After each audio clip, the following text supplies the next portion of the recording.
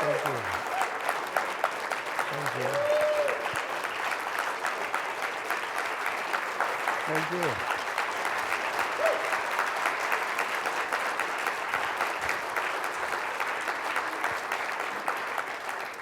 So Charles needs no introduction, but I'll just mention a couple things. It used to be that when I wanted to impress people, I would tell them I was the editor of National Review. A few years ago, I realized if I really want to impress them, what I should tell them is that for about a year, as a 22-year-old, I worked as a research assistant for Charles Krauthammer. That's what people are really impressed by. And I know all of you out there are great fans of the Special Report panel, but there's no way you can beat me in my fandom. When my wife was pregnant, I would turn up the panel extra loud so our baby in utero could hear the panel. So Charles Krauthammer was our baby Einstein, and it worked. You know, like most parents, we think our little one is exceptionally gifted, but I think it's her incredible dry sense of wit came directly from Charles. So Charles, thanks so much for being with us this afternoon. My pleasure. Happy to be here. Thank you for... There were a lot of things you could have mentioned. That was a very nice way to introduce me. And it was the kindest of introductions, because you know, kind introductions are where they leave stuff out. No mention of the fact that I was once a speechwriter for Walter Mondale. Very kind. Happy to be. Is this the last event of your? It's the last event. No pressure, Charles, but you gotta end it for us on a ringing note. Yes. So let me ask, you had, as many of us did, some misgivings about Donald Trump as a candidate. So why don't we start in the broadest gauge in considering where we are. What is in your mind, your most realistic, optimistic scenario for how this administration goes, and what's the pessimistic scenario? Misgivings? On the night he announced, I called him a rodeo clown. I have since repented the rodeo.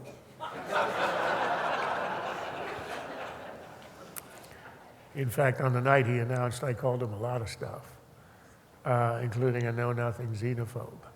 And I think he was actually watching, because he went into one of his famous tweet storms that night, where he was the usual stuff, dummy, overrated, why is he on the air, etc. But his last one was the best. This one was in the middle of the night. I imagine him in his gold-threaded pajamas. And he tweeted, about 3 weeks earlier, my publisher had put my book out in paperback and tweeted out about the event. So Trump tweeted, "Things That Matter" by Charles Krauthammer, now out in paperback. Book sucks.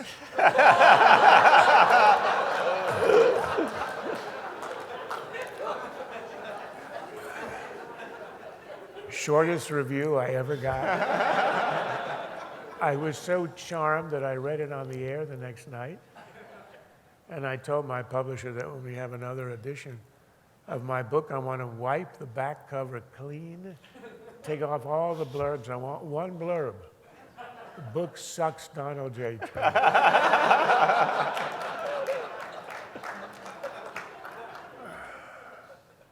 My most optimistic assessment is that Trump, the way things are structured now, in fact, I think Rich had it right. We have a populist in the White House, and we have conservatives running the Congress.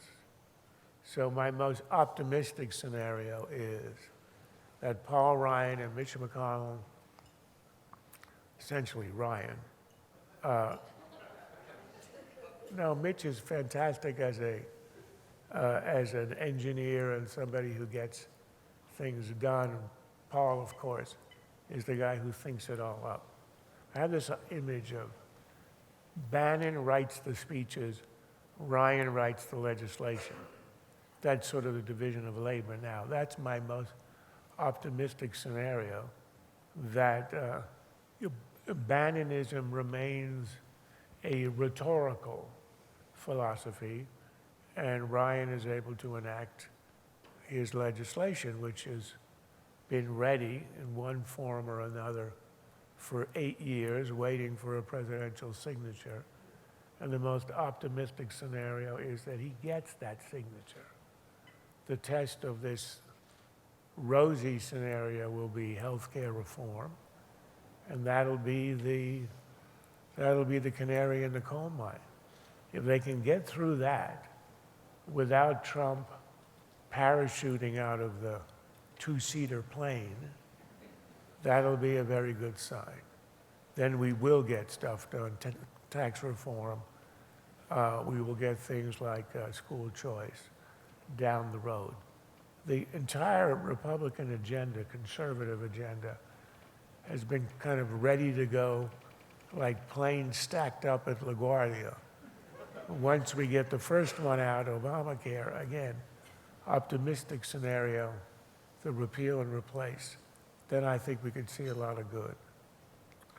The negative scenario is that Obamacare fails, Ryan is undermined, and I think he would be very much unmanned if this does not succeed.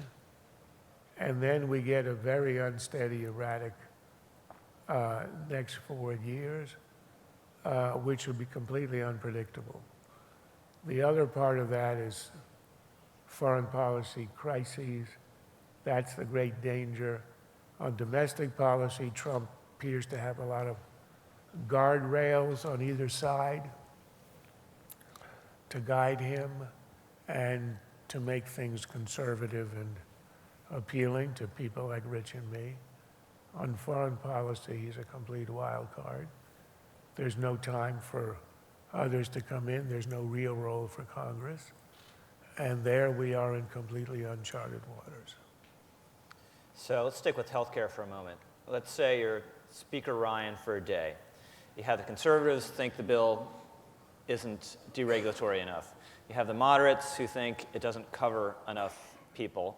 And you have this president who's in the two-seat plane with a parachute somewhere there, we know. And Ryan doesn't have one.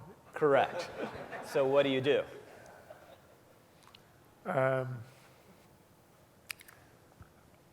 I think the way to handle this, Ryan for a day, that's a real, you could have a game show where you, Ryan for a day, and then the loser becomes Ryan for a day.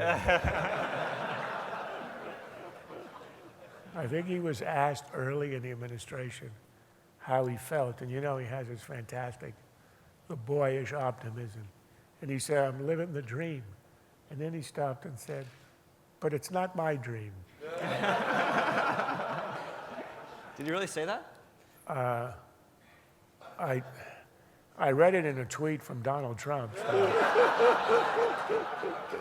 if not, I'll retract and then I'll just attribute it to myself. I think the way to handle this is you've got to hand the conservative problem over to Trump, and you got to deal with the liberal problem, the centrist problem, on your own. There's no way to satisfy the Freedom Caucus, and I think they're whistling in the dark if they think that we can roll back some of the pieces of Obamacare, and they're really ideological expectations of Obamacare that people have gotten used to. As I wrote in my column this morning, nobody out there is going to campaign on restoring a system in which you can lose your coverage with a pre-existing condition. That's a new entitlement. That's accepted. That's done. That's the great genius of the left. They ratchet things to the left. They expand the entitlement state. And you can't roll these things back. I even think the Medicare reforms are going to be fairly radical. But what you got to do is you got to unleash Trump on these people and basically hope that we'll see art of the deal skills come into play. And he has one overriding argument. You cannot vote this down. If you do, the entire presidency is undermined, and the entire agenda that follows, meaning tax cuts, tax reform, et cetera, is jeopardized.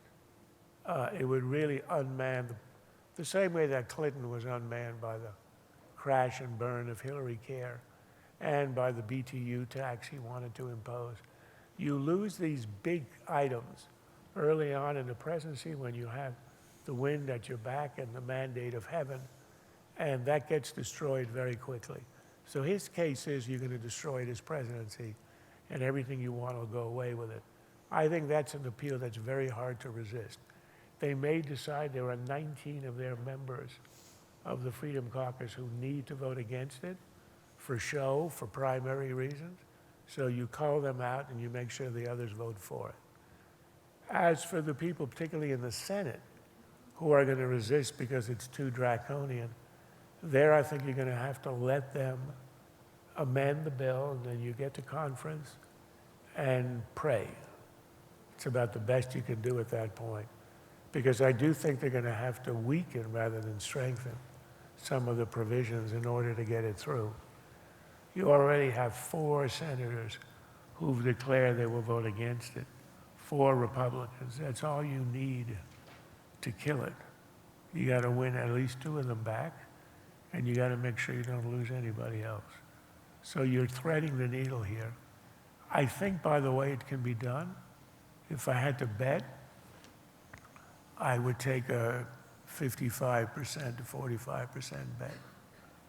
But then again, I bet against Trump for a year and a half. We all remember the candidate casino very well, Charles. I lost my shirt at the candidate. However, I won some of it back because I never put a penny on Bernie Sanders. Yeah, it just seems if Trump really stays dug in on this and really wants to help it get over the top, I mean, he has the ultimate hammer in Republican politics, which is that Twitter feed, which is a Republican congressman or a Republican senator who's one of the last holdouts getting a nickname. You know, it's one thing to be Rand Paul and kind of running around now and making the case against the bill. It's another thing if you get a nickname. And that's where I think he could be very persuasive. Randy Paul? We can't do this, Charles. Only Trump can come up with the nicknames. It's a unique skill. He needs people to help him with suggestions. Yeah, but that's the nuclear option. When the president has to publicly threaten members of his own party, then you've gone pretty far. It would be nice to be able to do this behind closed doors. Maybe you send around a guy or 2 to knock on his door at night. You know, beautiful family you got here. The way they do it in Manhattan real estate. You know? So foreign policy, you mentioned that's one of the risks here is foreign policy crises. But one thing I've been really struck by is, given where he was in the campaign, where he was saying things about NATO, if you took literally and a president of the United States said them, they would be incredibly dangerous, and likely to cause a war. But it just seems his policy, especially on NATO and Russia, has been normalized incredibly quickly. Yes, I think you don't even have to go back to the campaign. I mean, the single most important speech a president gives early on is the inaugural address. The inaugural address on foreign policy was hair-raising. It was a total repudiation of 70 years of American foreign policy, liberal, conservative, Democratic, and Republican, since the Truman Doctrine. It said stuff that was truly astonishing if you took it seriously. There were lines in there like, we defend the borders of others but not our own. Then he says we build up the defenses of others and not our own. And then the most astonishing sentence, which was, we have something like, we have ripped out the wealth of the middle class and distributed it to foreigners. I mean, that sort of undermines the entire idea that our alliances and our aid were both intended not as acts of philanthropy, but enlightened self-interest, which they were. The Marshall Plan wasn't a happy giveaway to lovely Frenchmen, of which there are very few. It was a very wise investment of relatively small sums, relative to what it would have cost us to garrison an entire continent against the Red Army. Same with our alliances in Europe. So you get this complete overturning of the very idea, the foundation of the West as understood for 70 years and of our leadership of it. And it really was scary. Now it turns out that that's not how they have governed. All the talk about NATO, they've made the right noises. Yes, they've asked the Germans to increase their contribution from 1.2% of GDP. You know, it'll go to 1.6%. They've announced an increase of their military of 20,000. It's pretty ironic, actually, that we should rejoice in the increase of the size of the German army. But history has its mysteries and its jokes. So we're getting that. But all the other stuff, you don't see. Now, we get a budget yesterday from the State Department that will cut foreign aid left and right. They know they're not going to get the cuts. So that, I think, was to appease Steve Bannon. I don't know that it's going to have any effect in the real world. The one place where they're really going to screw things up, I think, is Mexico. It takes real ingenuity and drive to turn Mexico into an enemy of the United States, but they may succeed in doing that. But overall, I don't see that playing out. I think it's because Trump is not terribly interested in foreign policy, and he's very happy to contract it out to his generals, and that's where I think it'll be dealt with. The one problem is the unforeseen middle-of-the-night crisis, the 3 a.m. phone call. I just hope they let him sleep through it. I hope nobody is tweeting this. I've got enough trouble as it is. I feel another Donald Trump book review of your works coming. So the travel ban, it was the initial version struck down from a judge in Washington State on tenuous grounds. Now we're moving further west, and the latest version has been struck down by a judge in Hawaii on even more tenuous grounds. Eventually we'll get to the American Samoas or something, but if you're the Trump administration, do you fight this out in the courts? Do you beat a strategic retreat, or what do you do? Well, I don't think you can beat a strategic retreat. The reason is the policy is abominable and silly. It's a 120-day ban. And the reason supposedly for the ban is so that we have time to tighten the vetting. Well, you can tighten the vetting without a ban. You don't have any of these problems. Does anybody imagine? Remember when they did the first order? They said we had to have the ban. We had to institute it immediately. We had to stop people in midair from coming in because there was a lot of bad hombres out there. How many hombres are there in Yemen? I don't think there are.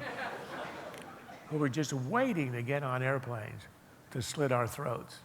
And it turned out the ban was lifted by court order. And I haven't seen a single Yemeni bad hombre come into America since. The whole premise is ridiculous. You want to tighten the vetting? Tighten it. So if it were just a question of policy, I would drop it and leave the room. But now we have a judicial challenge and a question of presidential powers. So what's at stake is not the ban, which is a sideshow.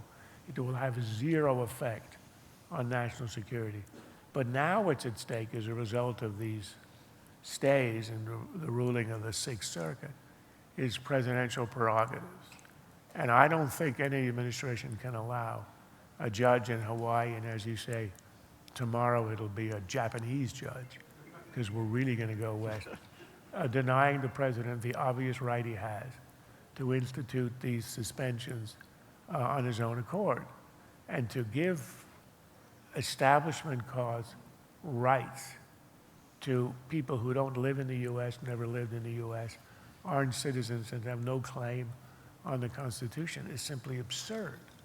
So I think they need, this is now a sideshow. No one's going to notice it. Trump will come out with another tweet next Saturday. Nobody will even remember about the ban. But it has to be fought because they have to prevail in the Supreme Court on the question of presidential powers. So let's move to the cultural realm. One of the most remarkable events the last couple of weeks was the treatment of Charles Murray, our friend, at Middlebury College, where he was not just shut down in the student hall, he was literally chased out of town. And not just Charles, but the liberal professor whose only offense was having the temerity to have a conversation with Charles Murray. So if we downgrade you from Speaker of the House for a day to President of Middlebury College or some similar institution for a day, what do you do, assuming you have the interest in doing it, what do you do to protect free speech on campus? Now you're getting very cruel.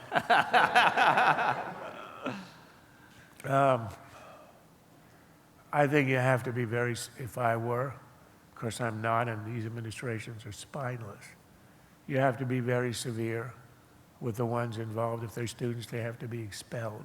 Suspension will not do. I mean, somebody pointed out, probably National Review Online, because that's where I plagiarize all of my ideas from. And it is, incident, I don't have to tell you, it's the best blog anywhere on the net. So I don't want to Thank you very much. flatter you, but yeah, just my Cayman Islands. That'll be on the back page No, of my book. as long as I check my Cayman Islands account.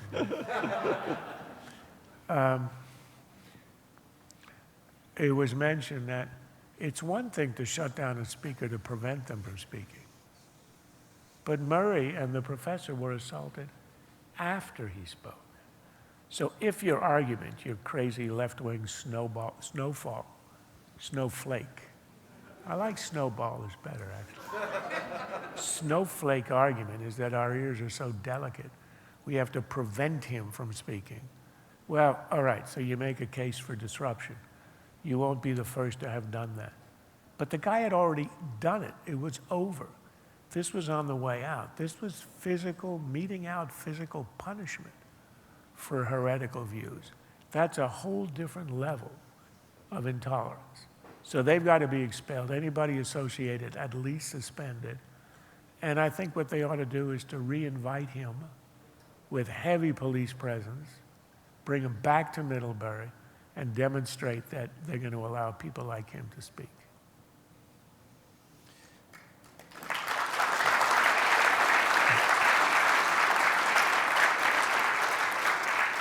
And you could actually police it with some of the bad hombres from Yemen. So I asked Speaker Ryan this question earlier, and I'll ask you the same one. So Donald Trump wins by tearing up the playbook, not just on tactics, but on some conservative and Republican orthodoxies that have been held for 30 years or more. Anything about his success last November that's prompted you to rethink or reformulate your views on anything? No. Yes, I missed it. I missed the prediction, but I do not repent, other than the word rodeo. I do not repent a single judgment I made about how harmful and his candidacy was to the party and to conservatism, and how dangerous his presidency is to the republic. Now, I do hold out hopes. I do. And the one thing I have to say I've been very encouraged by, people were saying this is a threat to our constitutional system. We already have a loss of trust in our institutions. They've been eroded. Confidence in Congress is somewhere below approval for Saddam Hussein, that kind of thing. But what has encouraged me is how amazingly resilient have been the checks and balances that are there to oppose a president who can sometimes get a little out of control. The Congress has a check and balance. The state's attorneys general, I don't agree with their appeals on the, with their argument in the case of the immigration ban, but it's very encouraging that it's a continuation of the Republican state's attorney general who stopped Obama cold in his tracks on his immigration overreaches and constitutional violations.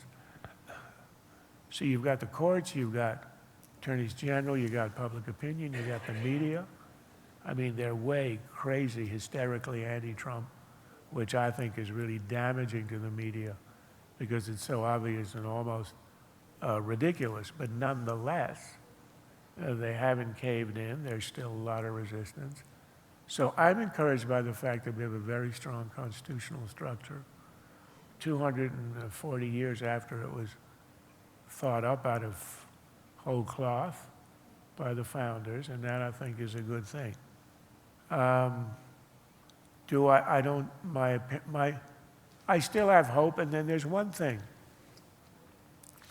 You know, I kind of railed against him for 18 months when he was running. But on the day he's sworn in, he becomes President of the United States.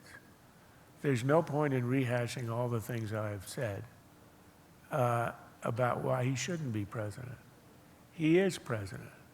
Fact is, he's president for everybody and for years, at least 4. And if you're a patriot, you want the country to succeed. So you necessarily want him to succeed. So every night when I'm on television, I don't go back to my, a priori arguments about what's wrong with the guy. They've been said. They're irrelevant. Right now, I judge him every day on what he does. Some of the things he's done are terrific. Some of the deregulation, some of his appointments, the Gorsuch nomination, and some of the stuff he's done has been horrible. So you just say it. I'm right now in a position of calling balls and strikes, and maybe after a year or two, we'll be in a position to look back retroactively and render judgment. But right now, I'm in the mode of your first question, hopeful but apprehensive. So we're almost out of time, Charles. Let's do a quick Chris Wall style lightning round on a couple things. Book you've read most recently? I'm in the middle of a biography of George Washington. I'm impressed by how presidential he was.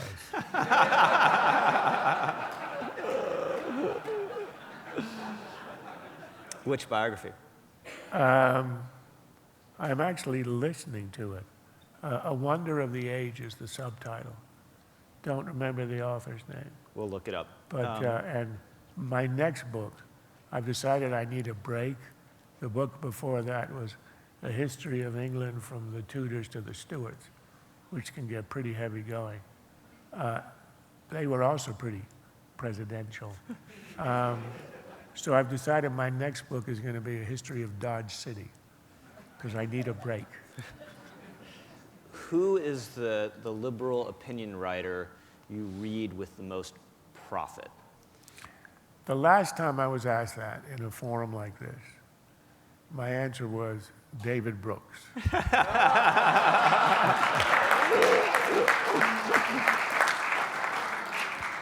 I immediately said, that's a joke. So I want to repeat that, lest I be misunderstood. The answer is no one, although I do really enjoy, and I would recommend the editorial page of the Washington Post. And not just because I work for them, but they have a very interesting take on the world, particularly on foreign policy, where they are hardline human rights people, not realpolitik, in a way that you can't find anywhere else.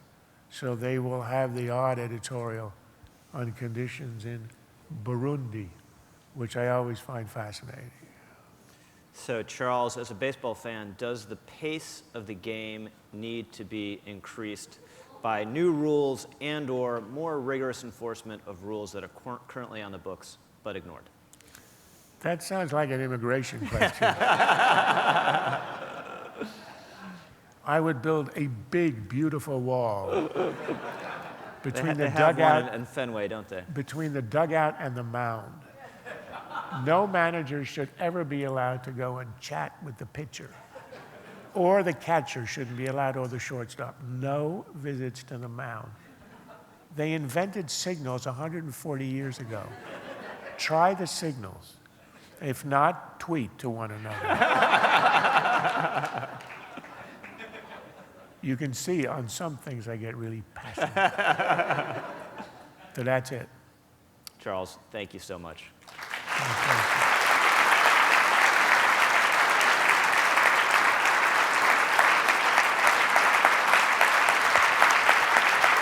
Thank you.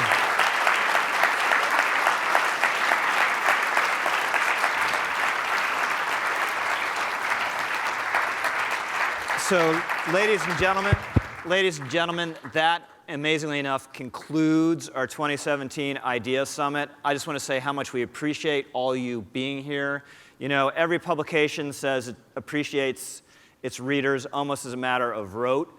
We are much more serious about it because, as some of you have heard me say repeatedly, Bill Buckley always said about National Review that we exist to make a point and not a profit, and we've stayed true, unfortunately, to that creed during our entire existence. So many of you don't just pay for your subscription. You come on our cruises, you give us donations, and I can't say how much we appreciate it. National Review is a more institutionally robust organization from when it started, but it basically started as a family business, and in our essence, we are still, in many ways, a family business, and all of you are part of our family. So thank you from the bottom of our hearts. We hope to see you in 2 years, if not sooner. Thank you, everyone.